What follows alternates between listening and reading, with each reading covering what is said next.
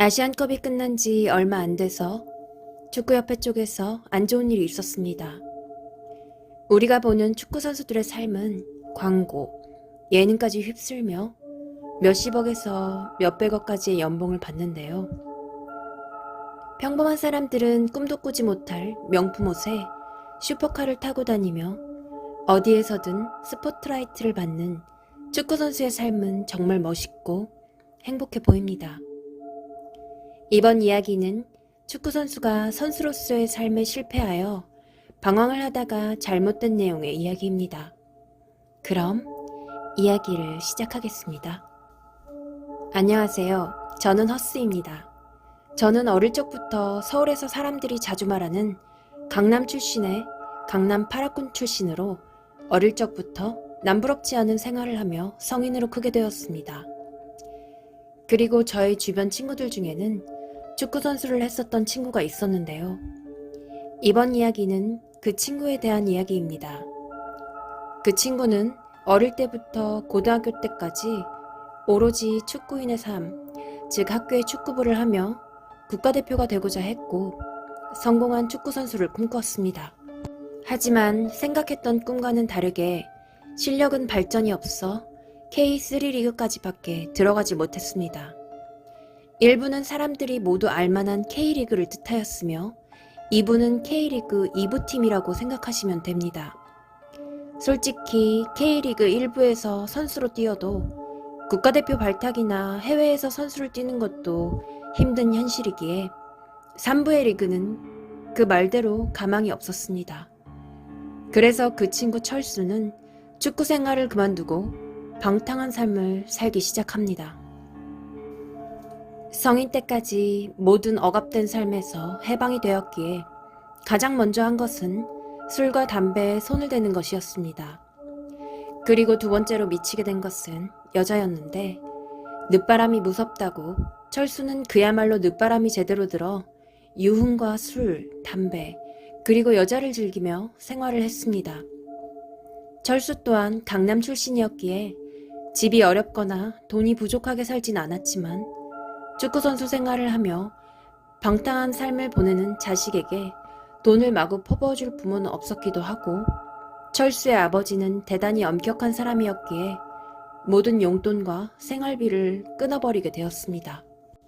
그런데 철수가 즐기는 모든 생활에는 돈이 많이 들었습니다. 나이트나 유흥을 즐기기 위해서도 돈이 필요했고 여자와 데이트를 하거나 밥을 사 먹으려 해도 돈이 필요했습니다.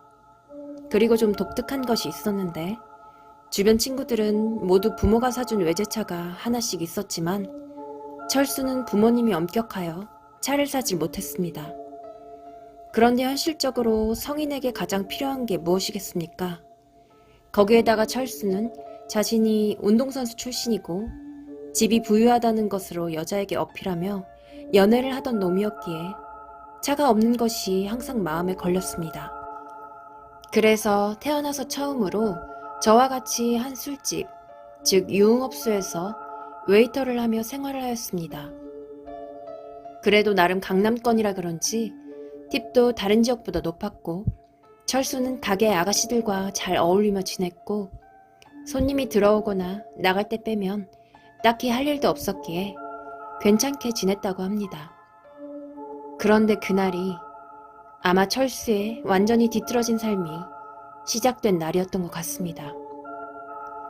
오랜만에 친구 하나가 우리가 일하는 업소의 영업이 끝나는 시간에 찾아오더니 밥 한 끼 먹자면서 가게 주변의 감자탕집에서 소주 한 잔 먹으면서 밥을 먹고 있는데 철수에게 운동 아직 하냐는 질문을 했습니다.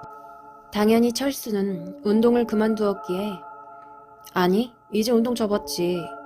아무리 뛰어도 뛰는 놈 위에 나는 놈 있더라.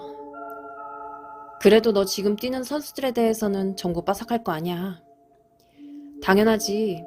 공 잡는 것만 봐도 알고 전반전만 봐도 누가 이길지 몇 대 몇으로 이길지 다 보이지. 내가 축구를 몇 년을 했는데. 그 말이 끝나자 친구는 철수에게 돈 많이 벌만한 거 하나 있는데 해볼래? 라는 말을 했고 철수는 얼마를 벌길래 이렇게 조심조심 얘기하냐? 라고 물어보자 뭐 일단 지거나 이기거나 무승부로 끝났을 때는 몇 배. 만약 골 점수까지 맞출 수 있다면 10배까지도 늘 수 있지. 10만 원만 넣어도 하루에 100만 원을 벌 수 있고 한 달이면 거의 몇 천만 원을 벌지. 근데 그거 불법 아니야? 불법이긴 한데 주위에 찾아봐. 하는 사람들이 몇 명이나 있는지. 그게 법적으로 문제가 되면 아무도 못하지. 대학생들도 하는데 문제될 거 없어.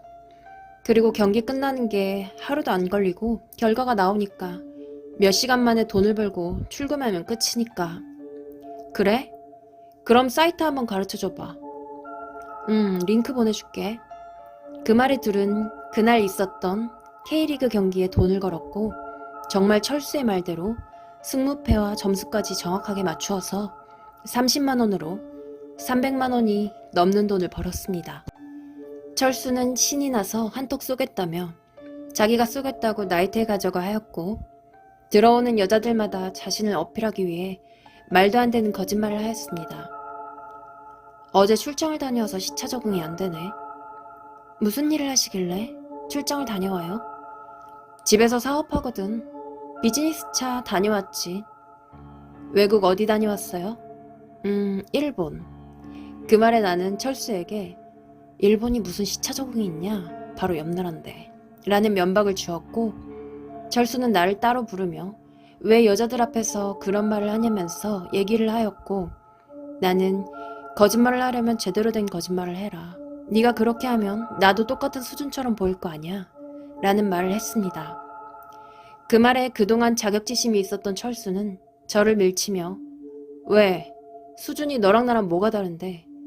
내가 너랑 그동안 술집에서 일이나 같이 해주니까 똑같은 동급처럼 보이냐? 라면서 쌍욕을 해대었고 저는 그날로 인해 기분이 상하여 철수와 점점 거리가 멀어졌고 주변에서 들리는 소식을 듣긴 했습니다만 거의 인연을 끊은 상태로 살았습니다. 간간히 들려오는 소식으로는 철수가 요새 그렇게 돈을 많이 번다. 하긴 걔 축구선수 출신이니까 그렇게 잘 맞춰서 돈을 버는 거지. 맞아, 원래 운동선수 출신들이 자기 종목이 걸어서 돈 엄청 잘 벌잖아. 그렇게 몇 달이 지났고 그래 축구선수 생활은 완전히 끝났지만 그 경험들이 그래도 도움이 돼서 다행이다라는 생각을 하며 더러운 돈이든 불법적으로 번 돈이든 깨끗하고 정직하게 번 돈이든 우리 같은 인생에 그런 게 어딨겠냐. 행복하게 잘 살아라 생각하며 몇 년을 잊고 지내고 살고 있었습니다. 저 또한 업소 생활을 그만두고 이제 정신 차리고 살겠다며 작지만 그래도 회사 같은 회사에 입사하여 정말 착한 여자친구도 만나면서 평범하고도 행복한 삶을 꿈꾸며 지내고 있었습니다. 그렇게 어느 날 정말 무더위의 여름에 차에 기름이 떨어져 주유를 하러 주유소에 가는데 바로 앞차에서 특이한 옷차림으로 차에서 내렸습니다. 왜 특이했냐면 반팔만 입어도 쪄 죽을 것 같은 여름에 모피에 거기다가 털모자와 두꺼운 옷을 몇 개나 걸쳐 입은 사람이 차에서 담배를 피며 내리면서 벌벌 떨고 있었던 것이었습니다. 눈동자에는 초점이 없어 보였으며 산발처럼 기른 머리에 수염은 얼마나 길렀는지 딱 봐도 노숙자 같은 행색의 차림이었습니다. 그런데 그 사람을 자세히 보자 저는 놀랄 수밖에 없었습니다.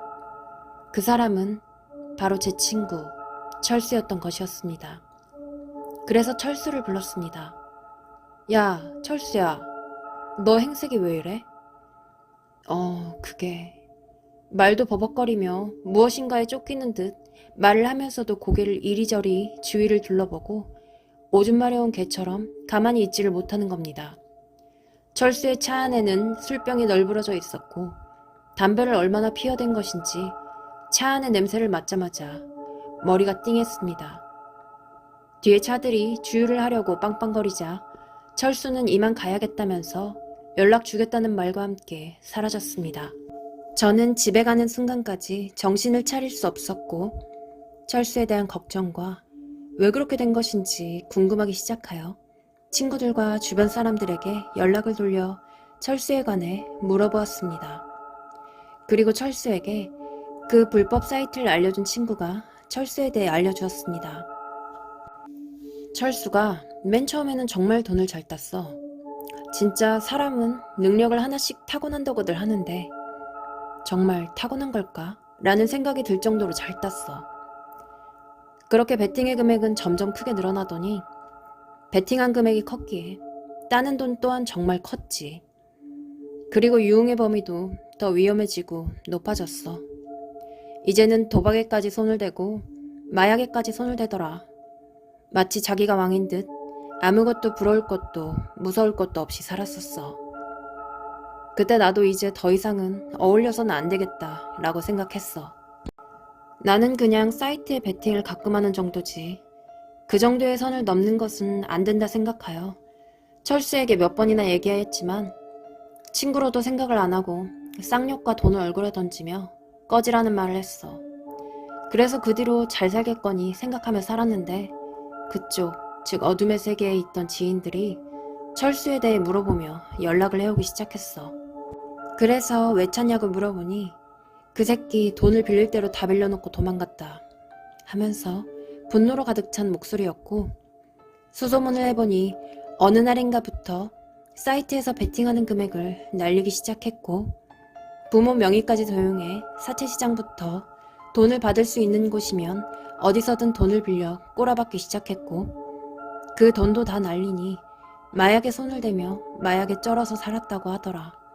그래서 아직도 그 사채업자들한테 쫓기면서 살고 있다고 하더라. 그 말에 저는 한동안 수학이 넘어 아무 말도 하지 못했습니다.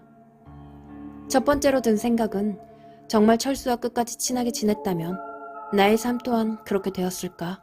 라는 두려움에 대한 생각이었고 두 번째로 든 생각은 친구로서 정말 어떻게든 두들겨 패서 정신을 차리게 만들었어야 했는데 그렇지 못했다 라는 죄책감이 들었습니다. 그리고 그 뒤로는 어디로 사라졌는지 하늘로 날아갔는지 땅으로 꺼졌는지 철수에 대한 근황을 도저히 알 수 없었습니다. 가끔 지금도 주변에서 운동선수 출신이었던 사람들을 만나보면 정말 말도 안 되는 자존심과 승부욕을 보이곤 하는데 철수가 그 승부욕으로 인해서 어떤 삶을 지냈는지를 알기에 두렵게도 느껴지곤 합니다. 그럼 이야기를 마치겠습니다. 지금까지 끝까지 시청해준 시청자 여러분들께 감사드리며 다음에는 또 다른 내용을 들고 오도록 하겠습니다. 그럼 아디오스.